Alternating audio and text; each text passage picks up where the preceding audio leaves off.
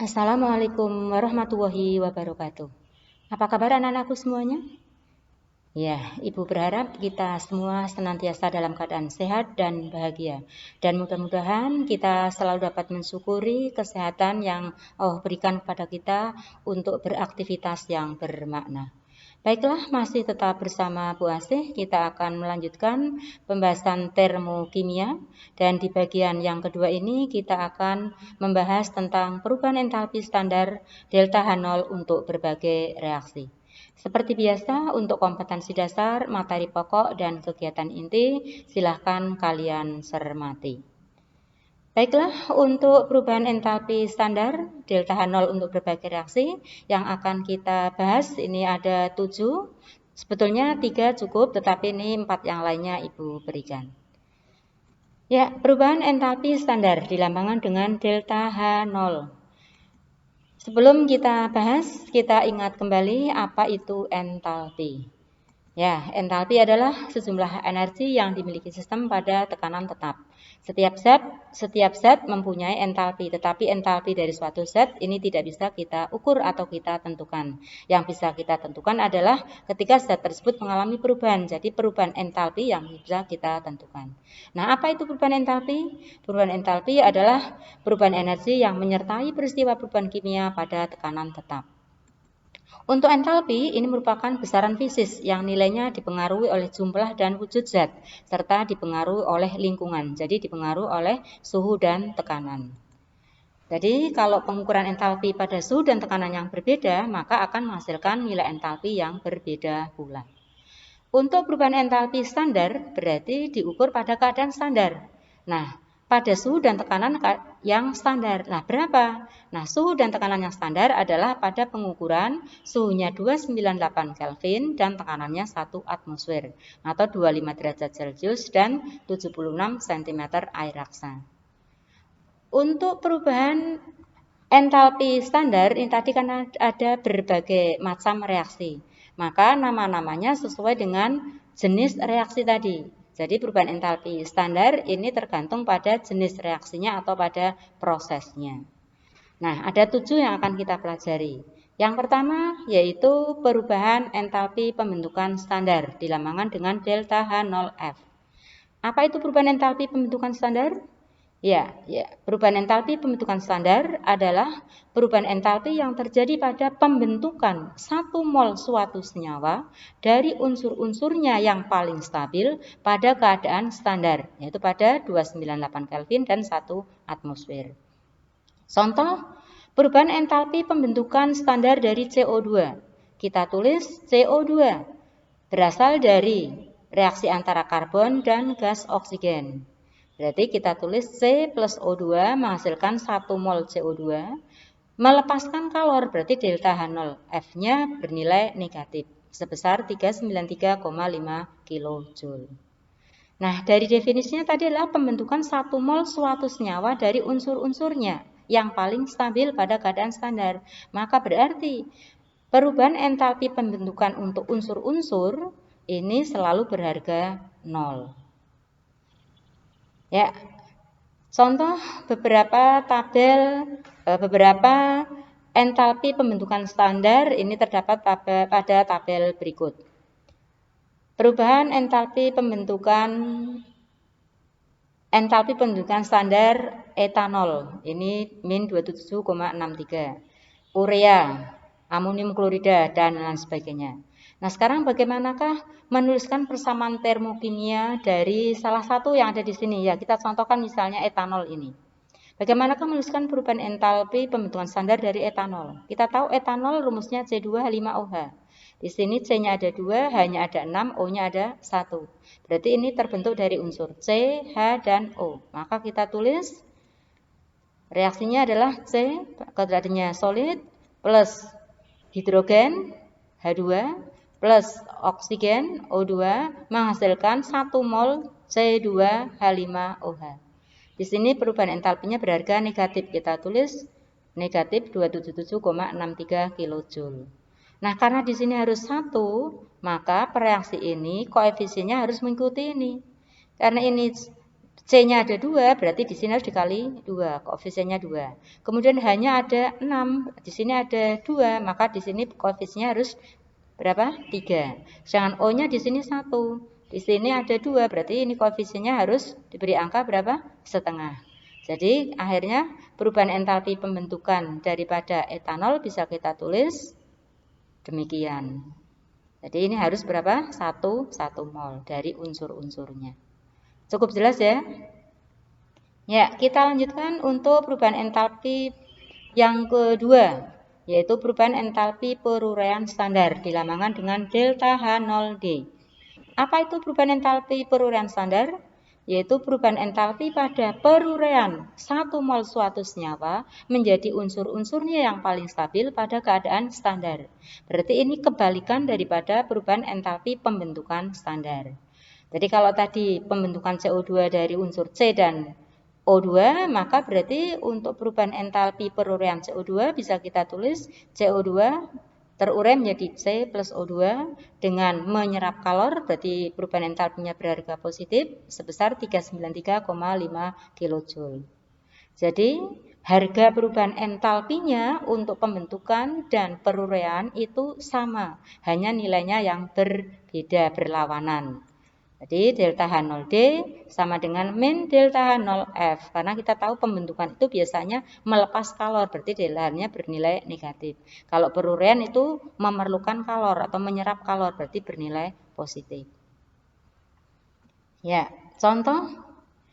Kalau tadi diketahui perubahan entalpi pembentukan dari etanol adalah min 277,63, tuliskan persamaan termokimia untuk peruraian etanol. Peruraian perubahan entalpi peruraian berarti kan untuk 1 mol kita tulis 1 mol etanol terurai menjadi unsur karbon, unsur hidrogen sebagai molekul diatomik tulis H2 dan unsur oksigen O2. Kemudian perubahan entalpi peruraian berharga positif 277,63 kJ. Nah, ini belum sempurna, belum selesai, belum betul karena di sini 1 mol ini yang sini harus menyesuaikan reaksinya yang terurai. Jadi berarti sama seperti tadi C-nya 2, H-nya ini 3, O-nya setengah. Nah, bernilai positif. Nah, yang tadi yang pembentukan tadi kan bernilai negatif. Jadi berarti kan ini sama, hanya kebalikannya saja. Cukup jelas ya? Iya. Langsung kita lanjutkan untuk yang ketiga. Nah, sebelum yang ketiga ada kuis, silahkan dikerjakan untuk keaktifan. Yang ketiga, perubahan entalpi pembakaran standar dilambangkan dengan delta H0C. Apa itu perubahan entalpi pembakaran standar? Yaitu perubahan entalpi yang terjadi pada pembakaran 1 mol suatu zat secara sempurna pada keadaan standar. Nah, pembakaran itu berarti kan reaksi dengan oksigen. Kemudian menghasilkan pembakaran sempurna itu biasanya menghasilkan CO2. Ya, jadi berarti menghasilkan CO2 dan H2O. Kita lihat untuk CH4, pembakaran CH4, maka bisa kita tulis perubahan entalpi pembakaran standarnya adalah CH4 plus O2 menghasilkan CO2 plus H2O. Yang dibakar ini harus 1 mol, melepaskan kalor sebanyak 802 kJ. Jadi yang penting diingat selalu ini 1 mol. Jadi yang sini berarti menyesuaikan, termasuk oksigennya menyesuaikan yang ini. Jelas ya? Iya. Yang keempat yaitu perubahan entalpi netralisasi standar dilambangkan dengan delta H0N. Nah, perubahan entalpi netralisasi standar adalah perubahan entalpi yang dihasilkan, ini selalu eksoterm, berarti nanti delta H-nya bernilai negatif, pada reaksi penetralan asam atau basa pada keadaan standar. Jadi berarti reaksi asam dan basa itu kan membentuk zat lain yang netral ya. Asam dan basa menghasilkan garam plus air. Nah, H dari asam akan dinetralkan oleh OH dari basa. Contoh, NaOH plus larutan NaOH plus larutan HCl menghasilkan larutan NaCl plus H2O. Jadi ini NaOH dinetralkan oleh HCl atau HCl dinetralkan oleh NaOH menghasilkan NaCl dan H2O dengan melepaskan kalor sebesar 890,4 kJ. Ya, jadi ini disebut dengan perubahan entalpi netralisasi standar. Ada kuis, silahkan bisa dikerjakan. Ada 2 kuis, berarti kuis kedua dan kuis ketiga. Silahkan untuk keaktifan. Perubahan entalpi berikutnya adalah perubahan entalpi penguapan standar dilambangkan dengan delta H0 VAP. Apa itu perubahan entalpi penguapan standar? Yaitu perubahan entalpi pada penguapan 1 mol zat cair menjadi 1 mol gas pada titik didihnya dan tekanan standar. Contoh, kita lihat, air itu akan mendidih pada suhu 100 derajat Celcius kalau tekanannya 1 atmosfer.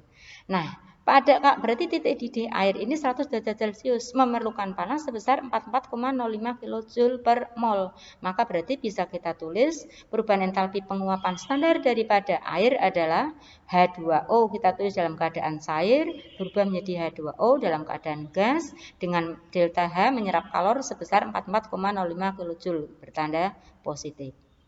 Jadi ini merupakan perubahan entalpi penguapan standar.